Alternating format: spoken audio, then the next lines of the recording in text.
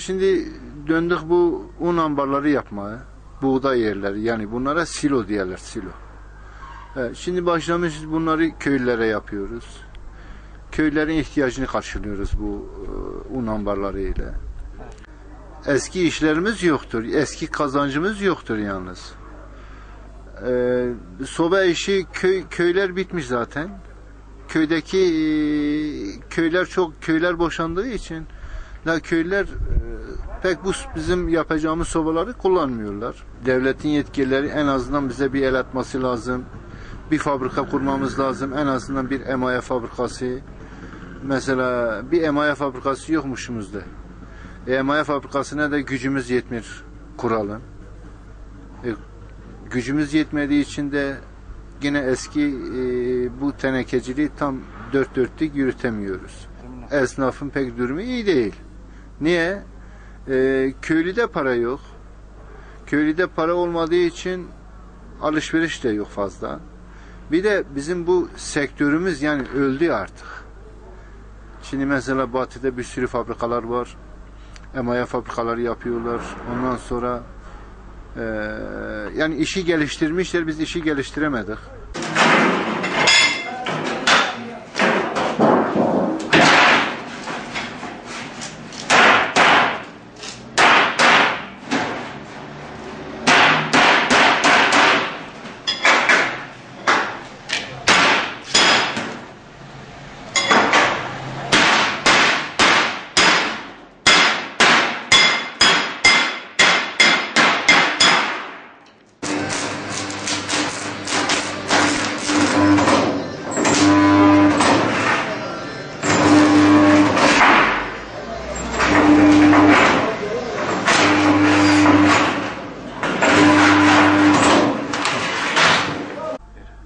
Sayılan Değirmen, Muş sobacılarından, esnaflarından yukarı çarşıda işlerimiz var, iş yerimiz var. Şimdi devletten talep olarak bizim yapmak istediğimiz emaye fabrikası memleketimizde olmasında çok büyük bir fayda vardır. Memleketimiz kar-kış memleketi. En yakın yer Malatya'da. Orada bizim imkanlarımız biraz sıkıntılı oluyor. Oraya gidip getirmek, malzeme olsun, boru olsun. Ne bileyim yani biraz sıkıntı yani nakliye açısından olsun, ticaret açısından olsun, kar açısından olsun yok.